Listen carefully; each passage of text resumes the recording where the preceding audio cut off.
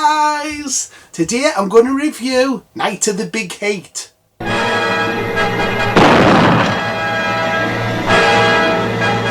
Night of the Big Hate came out in 1967 and is a British sci-fi film. It was directed by Terence and he's famous for directing some of the better known Hammer films. However, this film was made by Planet Films, and they did another horror film that was similar, Island of Terror from 1966, which also starred Peter Cushing and was directed by Terence Fisher.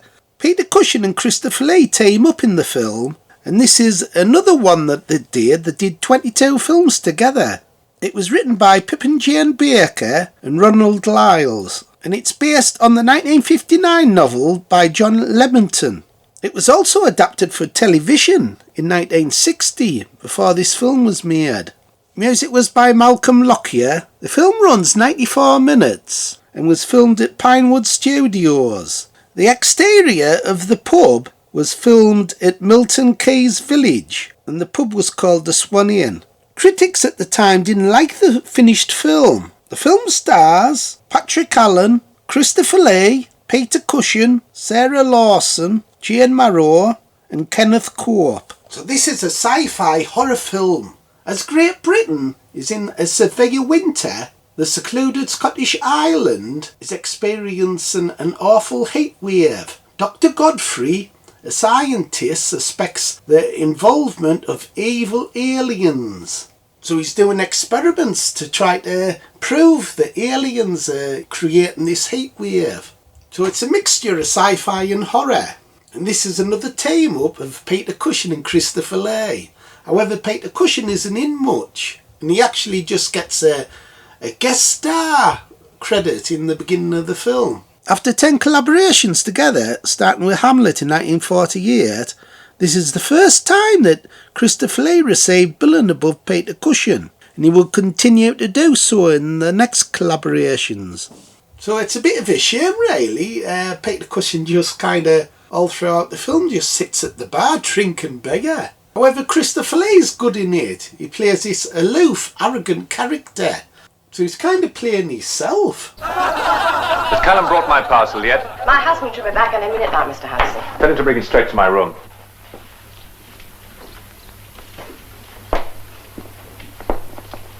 Well, he's not very polite, is he? That bloody Christopher Lee. He's a right stuck-up bugger in this film. Not much bloody acting needed then. Yes? Who is it? Your parcel, Mr. Hanson. Well, come on, give it to me. For a magazine interview about her experiences on the making of the film, Jane Merrow said how Christopher Lee looked very imposing and intimidating. On the other hand, she found Peter Cushing to be a very charming and courteous man. However, the main star of the film's actually Patrick Allen, and he's famous for his voiceover work. Whenever you heard trailers during this time, they nearly always used his voice, these movie trailers. From the most exotic locations on Earth, Moonraker will transport you to another world. And guess who's dropped in for a bite? Jaws is back.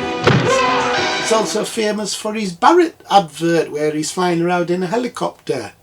Barrett, Britain's major private house builder, offers the largest choice of top-value houses, from £8,000 right up to £50,000. And that's a breakthrough. He's a really well-known character. Patrick Allen and Sarah Lawson were actually a married couple, and in the film they play husband and wife. So Patrick Allen, he plays this married man called Jeff, and he's married to this woman called Frankie, played by Sarah Lawson.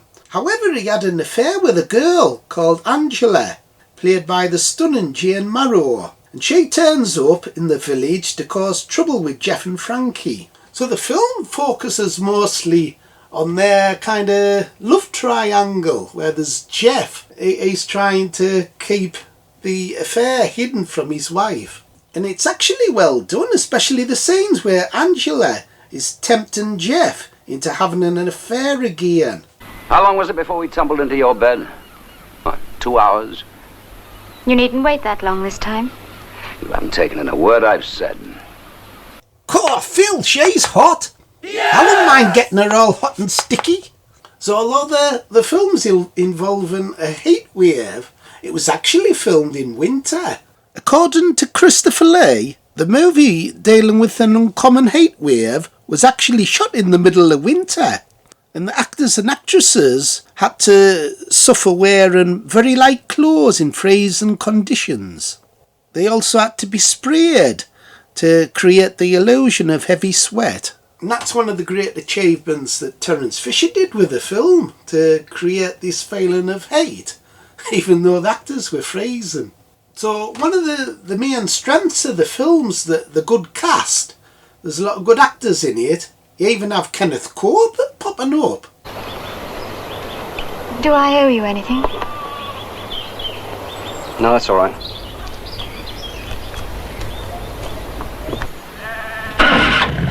Hey, Phil, that's that bugger out of Randall the Knockirk deceased. You know, the ghost, Marty. Yes, he was, and he was in a few Carry On films, like Carry On Matron. It's strange that although there's supposed to be red hot weather, Christopher Lee and Peter Cushing are still wearing ties. That's totally unbelievable. There's a good shot scene where Jeff's wife actually finds out he's having an affair.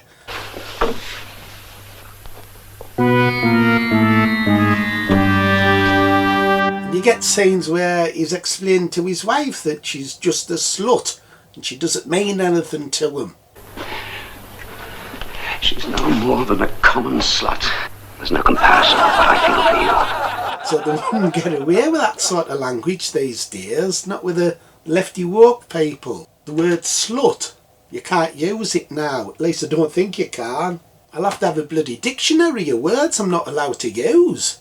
Hey, hell, them lefty walkie buggers. They'd be bloody mad as hell hearing him calling her a bloody slut. There's plenty of them buggers around Newcastle.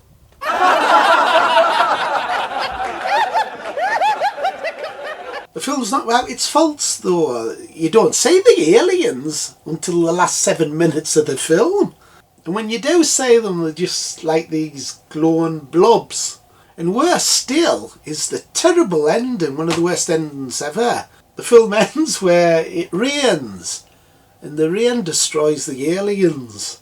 And straight after it, you see the end. Instead of having the end come up, it should have been WTF. Look! The rain! It's killing them!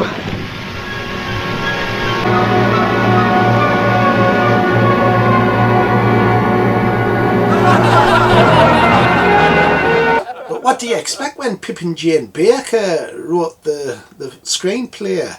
So Pip and Jane Baker, they wrote 4 Doctor Who's in the 1980s. 3 were with Colin Baker, that was Mark of the Rani, Terror of the Vervoids, and episode 14, The Ultimate 4. And also Sylvester McCoy had one called Time in the Rani. And all 4 are pretty shit.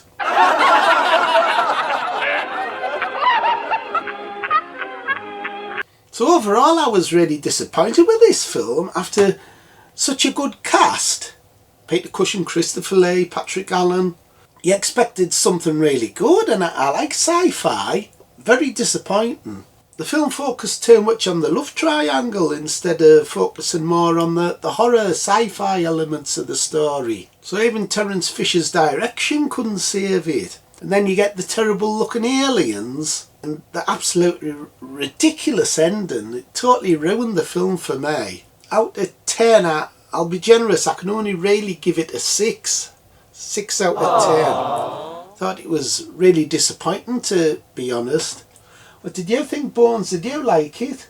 Hey, I thought it was a load of bloody old rubbish, Phil. Like the bloody summer this year. Lousy.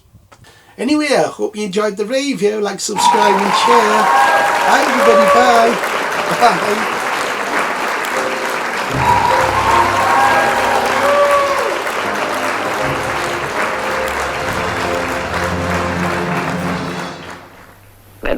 What is it? I wanted her. I wanted her body. Now you know. She was a slut and I wanted her. But not anymore. I didn't ask you.